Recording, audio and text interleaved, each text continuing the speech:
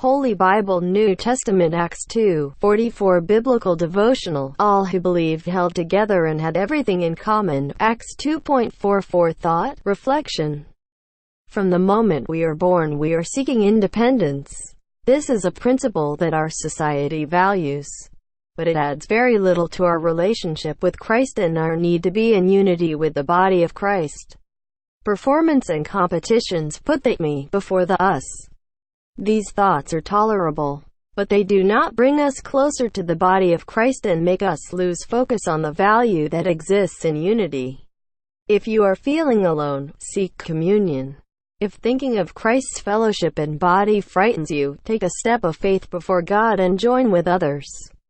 Confession of faith. I acknowledge my sin and regret living apart from you. I confess my sin and ask your forgiveness. Wash me with the precious blood of Jesus Christ, and deliver me from all condemnation. I recognize Jesus Christ as my only and sufficient Savior and Lord of my life, and I ask you at this time, write my name in the book of life. Dwell in me, dear Jesus, and guide me through your Holy Spirit. Give me strength to stand in your ways and be faithful to the end. I promise to love you, follow you and serve you every day of my life.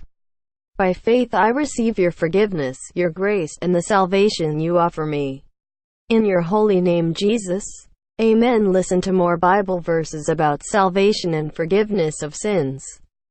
Holy Bible New Testament. 1 John chapter 1 verse 9 If we confess our sins, He is faithful and just to forgive us our sins, and to cleanse us from all unrighteousness. Holy Bible New Testament. Mark 16:15-16 And he said unto them, Go ye into every world, and preach the gospel to every creature.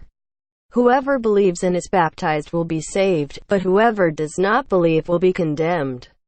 Holy Bible New Testament. John chapter 3 verse 16 For God so loved the world, that he gave his only begotten Son, that whosoever believeth in him should not perish, but have everlasting life. John chapter 5:24 Verily, verily, I say unto you, he that heareth my word, and believeth on him that sent me, hath everlasting life, and shall not come into condemnation, but is passed from death unto life.